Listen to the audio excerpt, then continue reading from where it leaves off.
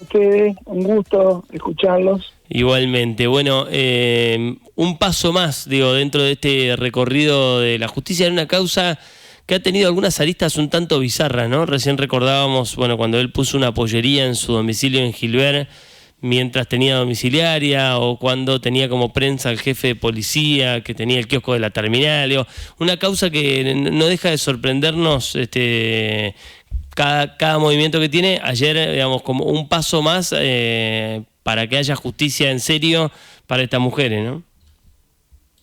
Totalmente, Sebastián.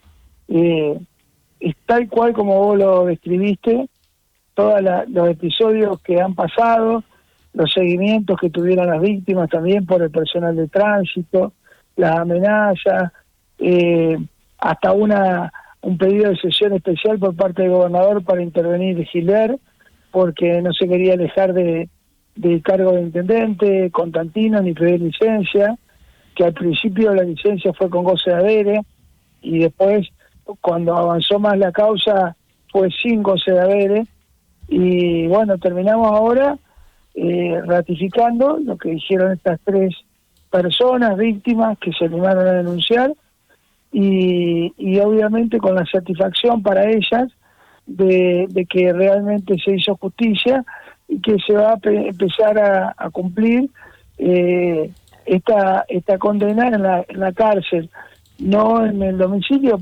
Si bien computa para la pena, sabemos que en el domicilio tiene otras libertades que en una institución carcelaria no va a tener. Uh-huh. Ahora, entonces, ¿por qué a la jefatura departamental? Bueno, porque ahí en la resolución que dictó ayer el doctor Dumont, lo dejó muy en claro. Ellos son tribunal de juicio, no son tribunal de ejecución de la pena. Ellos dictaminan la pena, termina ahí su función, ellos lo ponen a disposición de la Oficina de Gestión de Audiencia para que practiquen el cómputo. ¿Qué significa practicar el cómputo? Descuenten los días de prisión domiciliaria que ha estado Constantino y le digan al juez de garantía que lo ponen a disposición del juez de garantía, que en este caso es el doctor Carlos Rossi, y que le quedan tantos días para cumplir de la pena que se estableció en su momento en 14 años y 6 meses. Uh-huh. Ese sería, vamos a decir, lo que está pasando ahora. Lo ponen en jefatura a disposición del doctor Rossi, la Oficina de Gestión de Audiencias tiene que hacer el cómputo de pena, o sea, lo que le resta cumplir, y una vez que esté eso, el doctor Rossi dispondrá según la organización carcelaria donde purga la condena. Juani, buenos días. Camila te saluda. ¿Cómo estás? Hola Camila, ¿cómo estás? Todo bien. No sé si nos puedes ayudar un poquitito, no vamos a hacer nosotros la cuenta, pero más o menos ¿cuántos meses pasó Constantino en prisión domiciliaria? Y yo creo que cerca del año, un poquito más de un año. Ok. O sea que podríamos estimar que serían 13 años y 6 meses aproximadamente que le quedarían por cumplir efectivamente. Aproximadamente sí, Camila. Uh-huh. Sería básicamente eso. Hoy estábamos hablando con Seba mientras hacíamos la introducción de si existe algún antecedente en la provincia y en el país de un exintendente que esté cumpliendo prisión efectiva por un caso de abuso sexual al interior de la administración pública. Creería que no, porque si bien ha habido casos como el del Perovich, uh-huh, pero era gobernador, y está en trámite el caso del intendente de La Matanza, no ha habido un juzgamiento en tiempo real, que eso es lo que yo resalto. Siempre los juzgamientos vienen cuando terminan las gestiones, cuando ya no son más intendentes o no son más gobernadores, y después cae la condena. Acá se hizo todo durante la gestión, no se esperó a que terminara, ¿no es cierto?, o se ralentizó el proceso hasta que terminó, sino que se hizo en tiempo real. Y eso es una de las cuestiones que diría que da cuenta de que el sistema judicial opera y sin especulaciones o tardanzas cuando la cuestión es seria y es grave como en estos casos. Ujú. Si me preguntás si yo tengo alguna cuenta pendiente con esto, que ahora se está finalizando, gracias a Dios, te diría que hay gente que quedó sin denunciar, chicas que no denunciaron, chicas que fueron presionadas, diciéndole que se iban a quedar sin trabajo, no solamente ellas, sino su familia, que le dijeron cómo iban a vivir si yo te saco todo el apoyo que tenés de la Intendencia. Había un plan de vivienda o de terrenos que le daba el municipio, el intendente lo amenazaba con que se lo iban a quitar y que iban a quedar toda la familia en la calle. Entonces toda esa gente que estaba ahí, que fueron víctimas, no denunciaron, con situaciones muy parecidas a las de las víctimas, y que sí lo hicieron, estas 3 mujeres. ¿Cuántas más hay, Juani? Estos delitos son así, Uh-huh. y hay que respetar a las víctimas que deciden guardarlo en un fuero íntimo y no volcarlo al ámbito público. Por supuesto, sí. ¿Cuántas víctimas más hay, además de las 3 que se animaron a denunciar? Que conozca yo al menos 2. Ok. Bueno, y esto es importante, digamos, la forma en la que ha actuado la justicia, en el sentido de que Constantino tenía mucho poder al interior de Gilbert. Era nada más y nada menos que el intendente, pero esto que vos decís, ¿no? El poder que tenía el municipio en el interior de este pueblo, que les permitía decir esto de, mira, si vos denunciás, yo te saco este plan de vivienda, si vos denunciás, tu familiar que trabaja como administrativo en el municipio, lo vamos a despedir, ¿no? Como me parece que no es menor esto que ocurrió ayer en cuanto a un precedente para que las personas que se han visto envueltas en situaciones similares se animen a denunciar efectivamente. Creo que es horrible que a alguien le digan que no solamente ella va a perder el trabajo, sino que toda su familia, porque lo que genera un efecto boomerang, ¿no es cierto?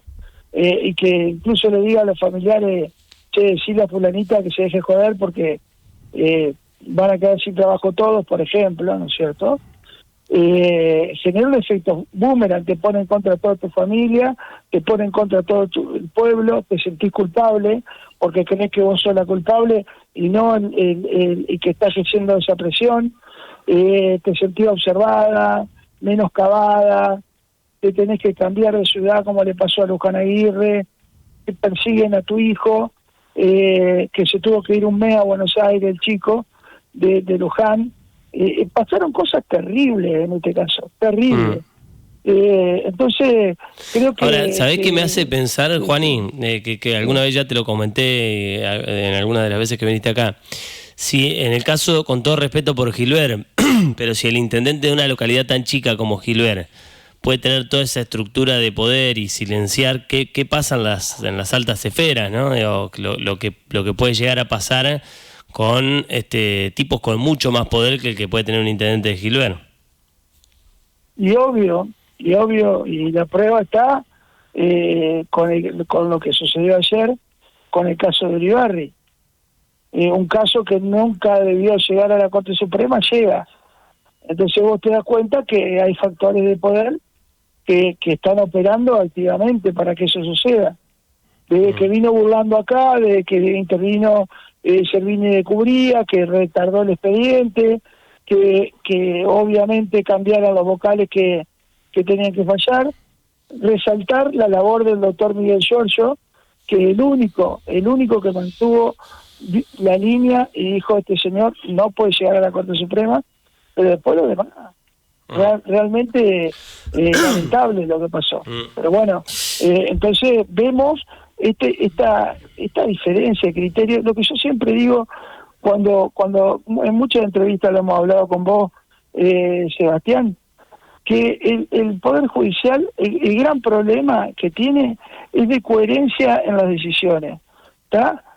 Cuando uno tiene un individuo que lleva, ¿no es cierto?, una serie de condenas ratificadas en todos los tribunales, y que no hay un planteo coherente para que le permita constitucional o de regambre constitucional que lo habilite a ir a la Corte, que haya una cuestión federal, se termina ahí. Pero bueno, no hay una línea uniforme, lo que nosotros decimos una jurisprudencia uniforme, que digan, esta es la línea y se cumple, sea Menganito, Fulanito, Uribarri, Milei o cualquiera. El problema es el decisionismo judicial. Decisionismo judicial.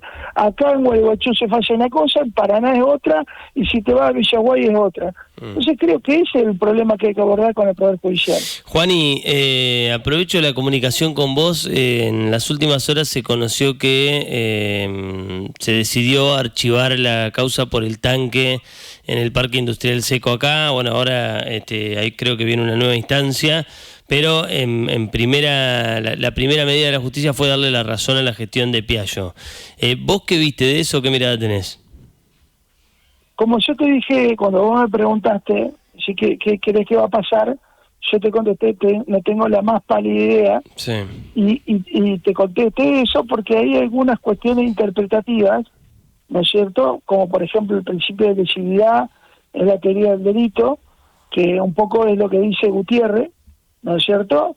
Que no es tampoco algo, te diría que algo también uniforme, que totalmente está consolidado. Por eso creo que la municipalidad va a recurrir ante el fiscal coordinador, pero te digo también que hay cuestiones interpretativas que uno, cuando hay cuestiones interpretativas, no tiene que cargar todas las tintas en el Ministerio Fiscal ni nada, sino que son cuestiones que tienen que un ámbito de discrecionalidad. Entonces creo yo que hay que, desde el punto de vista del municipio, van a recurrir, porque en algunas cosas se entienden de que está un poco débil la fundamentación de Gutiérrez, y bueno, y será el titular del Ministerio Público Fiscal de Gualeguaychú, el doctor Lisandro Verán, que deberá decidir esta cuestión. Desde el otro lado, viste que yo hablé con Martín Britos y él me dijo exactamente lo contrario, digamos, que es lo suficientemente contundente lo del fiscal, que los hace pensar que esto está resuelto ya de manera definitiva, por más que falte una instancia, y que pesaron mucho en la causa los audios. Bueno, yo eso te digo, en no participar en la causa, no conocer el expediente, no puedo estar en el lugar que está Martín. Sí, lo que veo es que en algunas apreciaciones de la prueba hay una distinta mirada de la que sostiene el municipio a lo que cómo lo enfoca Jorge Gutiérrez a la cuestión, y que eso habilita un recurso de revisión ante el fiscal coordinador. Y si es contundente o no es contundente, lo saben los que intervienen en la causa. Me parece que también hay que ver el tema de si se vulneró el bien jurídico protegido. ¿Qué quiere decir esto? O sea, si estamos buscando que el bien jurídico protegido es decir, bueno, los documentos públicos deben reflejar lo que en realidad pasó, bueno, está reconocido de que muchos instrumentos públicos que se realizaron ahí no reflejaron lo que realmente pasó. ¿Está? Entonces, uno puede decir, che, ya está el delito ahí. Y el otro, y los otros, la otra parte de la biblioteca va a decir, no se necesita solamente que pase eso, se necesita además que le hayan causado un perjuicio a la administración. ¿Está? Pero lo realmente grave que yo veo de todo esto, Seba, si me lo permitís, es que más allá de cómo termine esta cuestión, hay documentos en la administración de Piaggio que estaban reflejando algo que no estaba pasando en la realidad. O sea, imagínate que a cualquier intendente adadico, si firma un certificado por una obra que dice que ya está terminada y no está terminada, ¿sabe cómo le caen? A los 5 minutos hay un escándalo, sale, vamos a decir, el pasquín local para decir que escándalo y todo lo demás, pero acá parece que sale, lo vemos en soslayo el tema. Ahora, ayer... gravísimo, una actividad, Sí. perdón que Sí. una actividad que como mínimo es severamente irregular. Entonces, lo que yo te decía, en muchas oportunidades que hemos hablado, que la desprolijidad en esta causa, cuanto mínimo de prolijidad, es totalmente evidente, si no, no hubiera pasado todo esto que pasó, que había, o se había librado un pago, ¿no es cierto?, diciendo de que estaba que subido y no estaba abajo. Ahora, ¿por qué vos me decís que se liberó el pago? Ayer nosotros hablamos con el abogado de la empresa y él nos decía, no existió ni voluntad de pago de la gestión de Piaggio, ni voluntad de cobro de la empresa, porque estaba claro que faltaba una parte de la obra. ¿Por qué vos me decís que se emitió un pago? No, estaba el decreto firmado por Martín, ¿no es cierto?, Piaggio, de que se disponga el pago. Obviamente que ese decreto después pasa por un montón de áreas, Sí.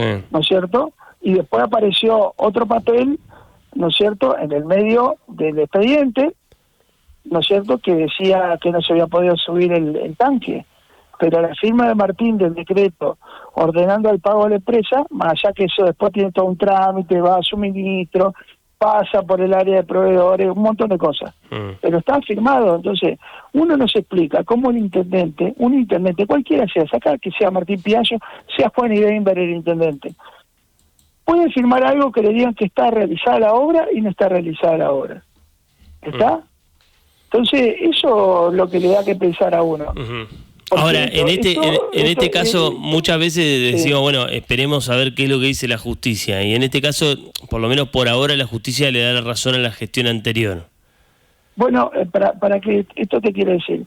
El tema de le da la razón. Yo lo pondría en estos términos. Si le da la razón es en materia penal, ¿cierto? Que la materia penal es una materia que vos sabés que tiene muchas aristas en favor del imputado, beneficio de la duda en favor del imputado, la interpretación siempre impone en parte, un montón de cosas. Aunque dice no hay delito. Sí, pero está bien. Una cosa es el delito y otra cosa es la actividad administrativa. Como actividad administrativa es horripilante, de donde se la mire, ¿no es cierto?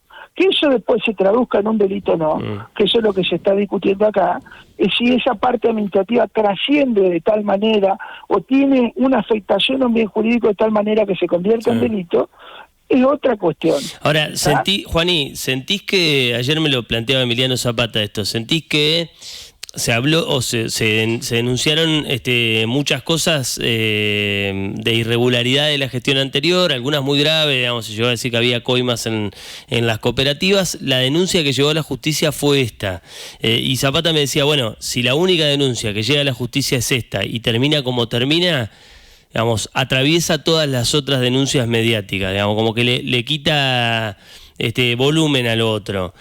¿Vos sentís eso? Digamos, ¿te parece que por ahí esto que pasó? Le diría que al señor Zapata, al señor concejal, que comete una falacia de generalización apresurada, como se dice en teoría de la argumentación. Porque un caso sale así, todos los demás van a ser iguales. No podemos confundir peras con batatas y con bananas. Sí. Un caso es un caso y otro caso es otro caso. Totalmente, pero el que por ahora está en la justicia es Yo entiendo que frente a al resquebrajamiento del peronismo y digresión del peronismo quieran levantar una banderita que dura 2 segundos, pero realmente no es así. No es serio lo que dice, porque no podemos equiparar un caso con el otro, y no todos son los mismos, ni tienen ni revisten ni la misma característica, ni la misma gravedad. Entonces, no sabemos sinceramente con qué nos podemos encontrar. Acordate que hay un montón de causas paralizadas y de obras paralizadas que están en revisión. Sí. Pero más allá de eso, vos imaginás que hay o que va a haber, porque las otras denuncias hasta ahora no salieron del plano de los medios o de declaraciones. En el ámbito judicial, la única que está, por lo menos por ahora, es esta. Tengo la información yo, ayer lo contaba, según me dijo alguien desde el gobierno, que hay una causa importante que podría llegar, o hay un tema importante que podría llegar a la justicia. Ahora, ¿vos decís que esas otras causas que por ahora son mediáticas van a ir a la justicia? No lo sé porque no estoy dentro de la gestión, Sebastián. Decirte sí o no sería una irresponsabilidad de mi parte, pero sí decirte que esto no quiere decir nada. O sea, como vos me preguntaste y ratifico lo que te dije en la entrevista anterior. Vos dijiste, ¿significa algo para el gobierno esto? Para mí no, porque al final del día, esto, si se cometió un delito o no se cometió un delito, si estaba bien, si se libró el pago, si el tanque estaba arriba o estaba abajo, al ciudadano de Gualeguaychú no le mueve cero al amperímetro, cero. Al ciudadano de Gualeguaychú le mueve de que se estén arreglando las calles, de que el agua le llegue cuando esté en verano y todo lo demás. Entonces magnifican una cosa, ¿no es cierto?, de los cuales hacen, no sé, una cosa gigante de algo que no lo es. No, bueno, pero desde el otro lado lo que te dicen, o lo que me planteaba ayer Emiliano, es hicieron todo esto o arman todo este circo mediático, digamos, de denuncias para esconder la mala gestión. No coincido con el criterio del concejal Zapata. Al contrario, le estoy diciendo que en 8 meses Palito ha hecho cambios estructurales que ellos no se animaron nunca a hacer, ni siquiera abordaron a hacer ciertas cosas que prestigian el criterio de Palito, y que justamente está diciendo lo que dijo en campaña. Me parece que no hay nada que esconder de malo, de cosas que se estén haciendo mal. Lógicamente que hay errores en toda gestión, las hay, que hay demoras, que hay que coordinar áreas, todo, obviamente que sí, pero vamos a decir, yo te digo algo, un ejemplo, tan declamativos que son con los derechos sociales, que ahora se rasga la vestidura por mi ley, por el derecho de los trabajadores. ¿Sabés cuántos años tuvo Piaggio para reconocer el derecho a la carrera, recategorizar los empleados y todo lo demás? Años estuvo, nunca lo hizo. ¿Sabés quién lo hizo? A mitad de año, Mauricio Germán Davico. Y después le tengo que escuchar a Zapata que habla de peronismo, de justicia social, de todas las cosas, cuando ellos mismos, siendo peronistas, siendo que están a favor de los trabajadores, jamás en la vida reconocieron a los trabajadores municipales. Entonces, cuando uno ve que hace esas cosas, Palito, yo le aplaudo de pie lo tengo que aplaudir y decirle a Zapata que revise un poco los principios de él, a ver si es peronista o no, o si se quiere venir a la fuerza del cielo, como hizo el compañero Cuelgue. Escúchame, vos me decías recién, no vale de nada esto que pasó, no cambia nada. Ahora, entonces, ¿para qué las denuncias o para qué ir a la justicia si después no vale nada? Porque hay una obligación de todo funcionario público que al advertir una irregularidad seria tiene la obligación de denunciar.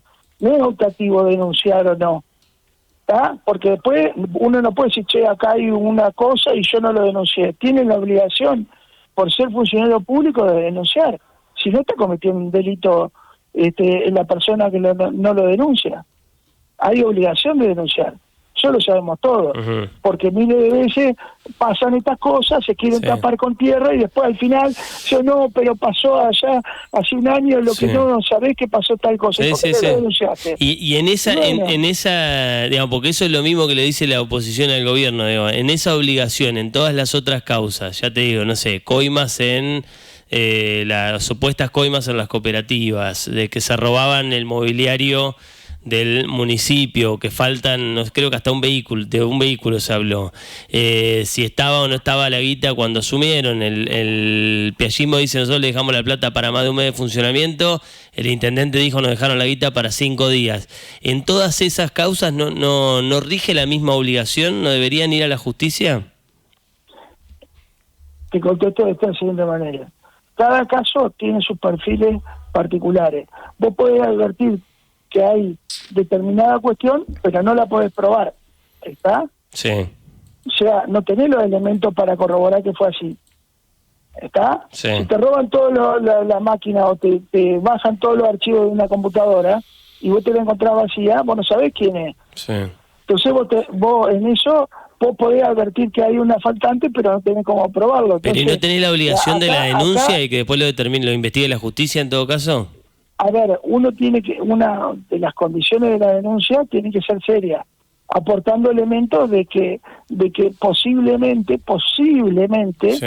se haya cometido un delito, pero si uno no tiene elementos, no puede ir, ¿no es cierto?, por cualquier cosa a la justicia penal. Sí. Es más, el derecho penal no está hecho para eso. Sí.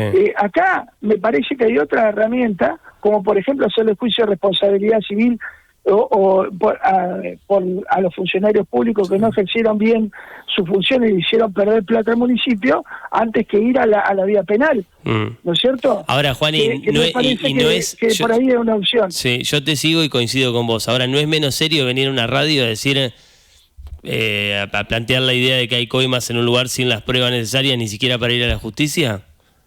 Yo, como te dije en su momento, ante los dichos de la concejal Micaela Rodríguez, creo que fue, no los compartí y Sí. que me parece que fue una declaración totalmente desafortunada. Producto de no sé, de mi experiencia o de que realmente no fue un día feliz para estar en la radio y decir eso. Sí, yo es alguien a quien estimo y sé de su calidad humana, digamos, pero más allá de esto, puntualmente lo digo por esto que me planteas vos, por la obligación de funcionario de presentarse. Si vos hablás de algo tan grave como una cosa así y no está en la justicia, después es raro. Y bueno, justamente te contesto que el criterio para mí es ese.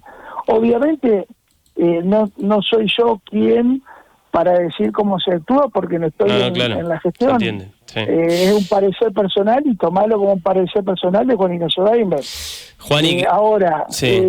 Las decisiones pasan por otro lado, pasa por Mauricio, pasa por Luciano Garro, pasa por Julieta Carraza, pasa por Darío Carraza, que son los que tienen, vamos a decir, el poder y están legitimados para tomar las decisiones. Te hago la última. Ayer, en la nota con Emiliano Zapata, él me decía, si yo fuese el intendente, lo primero que hago es rajar al tipo que me asesoró y me dijo, hacé la denuncia esta.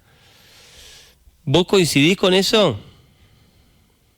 Yo le diría al señor Zapata que yo no me pongo a opinar en temas de medicina y que él no opine de temas jurídicos que sabe como yo de capar monas en el África. Entonces me parece una falta de respeto lo que dice Zapata cuando no entiende, no dimensiona, no sabe distinguir lo que es una forma solemnitatem como una forma de aprobación. O podemos estar hablando años y años de derechos que no va a entender un corno. Entonces decir el que te asesoró cometió un error, no, acá es como que un médico le tenga que decir a un paciente vos te vas a salvar. No, uno le dice, mirá, voy a hacer todo lo posible para que esto llegue a un determinado fin. Las personas que tienen un criterio jurídico no es que dicen, che, esto va a terminar así de determinada manera, jamás lo dicen. ¿Por qué? Porque depende la decisión de una tercera persona que es un juez, que puede no estar viendo lo mismo o puede interpretar otra cosa. Entonces jamás uno puede decir, che, hay que echar a alguien porque una cosa que se asesoró no salió o no salió como se esperaba o no la vieron como uno la veía.